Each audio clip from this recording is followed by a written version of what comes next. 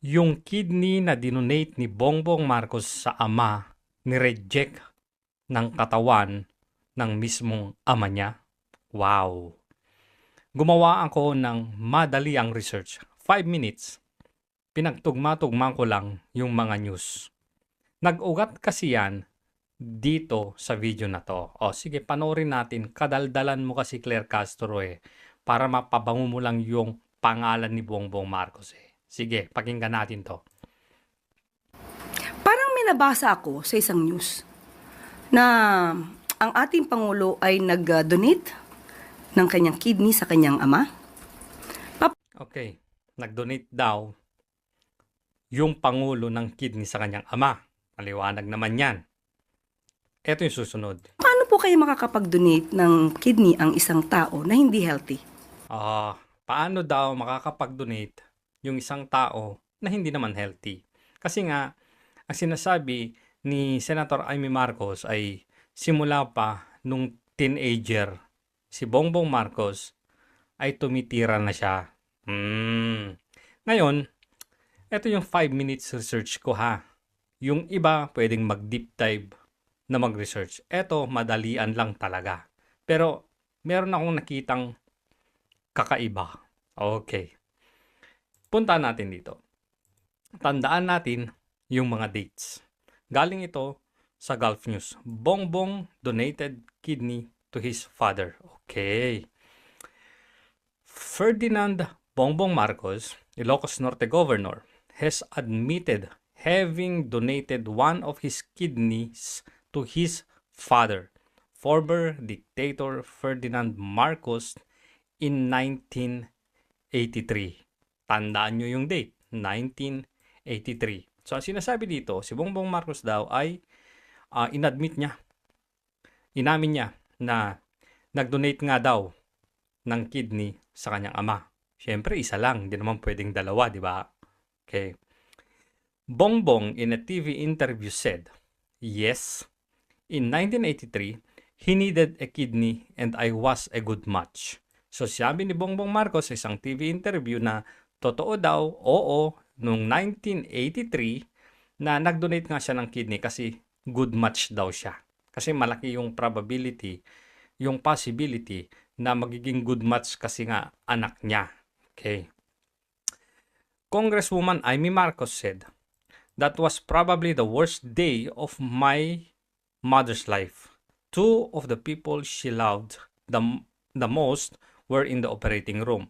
So, pwedeng nangyari nga na nag-donate si Bongbong Marcos ng kidney sa kanyang ama. Kasi, sinabi din ng noon ni Congresswoman Amy Marcos na yun na yung pinakamahirap na araw ng kanilang nanay kasi nakikita niya na yung dalawang taong mahal niya ay parehong nasa operating room. Okay. Ngayon, puntahan naman natin ito. Tandaan ha, sabi ni Bongbong Marcos in 1983. 1983. Okay. Puntahan natin ito. Galing naman ito sa time.com. Hindi ko alam kung ano to. US daw to, US. A man of many parts. May clue dito, guys. Na parang si Bongbong Marcos, nag-donate nga siya, pero na-reject. Di ba sabi ni Claire kanina, paano makakapag-donate yung isang tao kung hindi healthy? Tandaan nyo na, 1983 ha. Okay. Ferdinand Marcos never publicly admitted to the 2 kidneys transplant he received in the early 80s and only few intimate and family retainers knew about the operations. So, hindi daw publicly inamin ni Ferdinand Marcos Sr. na nag-transplant daw siya ng kidney 2 beses pa. Okay, in the early 80s. Mga immediate family lang daw or intimate families at mga ibang mga pamilya yung nakakaalam ng operasyon. So, 2 pala. Okay. Now, With the old dictator safely gone, some details are surfacing, including the identity of the donors. Ayan. Noong 1990 to o yan o, nagsusurface na daw o lumilitaw na yung pagkakakilanlan ng mga donors. Donors, S. So, dalawa. The first kidney transplanted in August 1983. Balikan natin ha. The first kidney transplanted in August 1983. Sabi ni Bongbong in a TV interview said, yes, in 1983, he needed a kidney and I was a good match. So, but, tingnan nyo dito, came from a soldier in Marcos Presidential Security Command. Galing daw sa sundalo ni Marcos mula sa Presidential Security Command. Hindi kaya gusto lang nilang pagtakpan na si Bongbong ang nag-donate? Kasi never niyang inadmit publicly na nag-transplant nga siya ng 2 beses ng kidney. Kasi kung mababalitaan noon na itong si Ferdinand Marcos Sr. ay nanghihina na, lalakas yung puwersa ng mga tao noon na patalsikin na siya. Naiintindihan ko tong part na to na itinatago nila yung totoong kalagayan ng kalusugan ni Ferdinand Marcos Sr. Pero dito, the first kidney transplanted in August 1983. Si Bongbong, sinabi niya na nag-donate nga siya ng kanyang kidney sa kanyang ama noong 1983. Maliwanag sa binasa natin kanina. Pero sabi galing sa soldier ni Marcos, yung matanda. Pero di ba, sundalo din si Bongbong Marcos. Eto malala.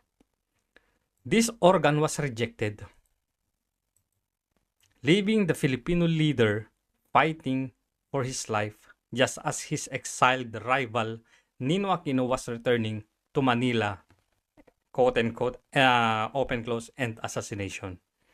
So, kung sinabi ni Bongbong Marcos na nag-donate siya ng 1983, yan maliwanag sa news.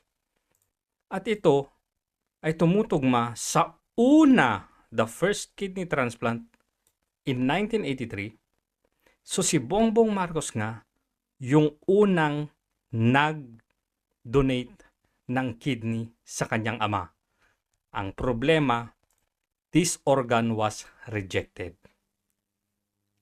Tanong, yung sagot ni Claire Castro kanina sa reporter, papaano makakapag-donate yung isang tao ng kidney kung hindi healthy? Dito, pwede nating ma-derive, which is hindi ko sinasabing yun ang totoo, nagbabase lang tayo sa articles, na yung unang organ na dinonate napapunta sa matandang Marcos ay galing kay Bongbong Marcos kasi nung 1983 yun. At na-reject. So, pwede nating i-derive na itong si Bongbong Marcos ay hindi na healthy. Perfect match sila. Good match sila. Pero ni-reject yung katawan ng matandang Marcos. At tagbabasa lang tayo ha. Nagko-connect lang tayo ng dots dito ha. Ulitin natin. Inamin ni Bongbong Marcos noong 1983, nag-donate nga siya ng kidney sa kanyang ama. Ang unang transplant ng matandang Marcos ay noong 1983. Galing sa sundalo daw niya, pero ni-reject ng kanyang katawan. Healthy ba si Bongbong noon? Kahit good match? Bakit ni-reject kung good match? Healthy ba yung kidney ni Bongbong Marcos noon? Tayo nagtatanong lang, nagko-connect lang ng dots.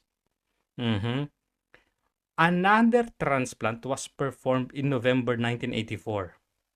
So dahil rin-reject yung una, which is presumably dito sa kinukonek natin, kay Bongbong Marcos na kidney, ni-reject. So nagpa-transplant ulit ng 1984. The donor this time was the 22-year-old son of Marcos' longtime Mazur. Yung anak daw ng masahista ni Marcos. According to the old Marcos loyalists, both young men were happy to serve their leader in such a manner. So, ibig sabihin, nabuhay si Ferdinand Marcos Sr. dahil sa pangalawang transplant. Tinanggap ng kanyang katawan. But not long after, namatay na din siya. Kidney failure siguro, ewan ko. So, conclusion. Kung inamin ni Bongbong Marcos na noong 1983, ulitin lang natin ha, para maliwanag. Balita lang to ha, news article lang to ha. Yun din ang basehan ni Claire Castro. Article 10.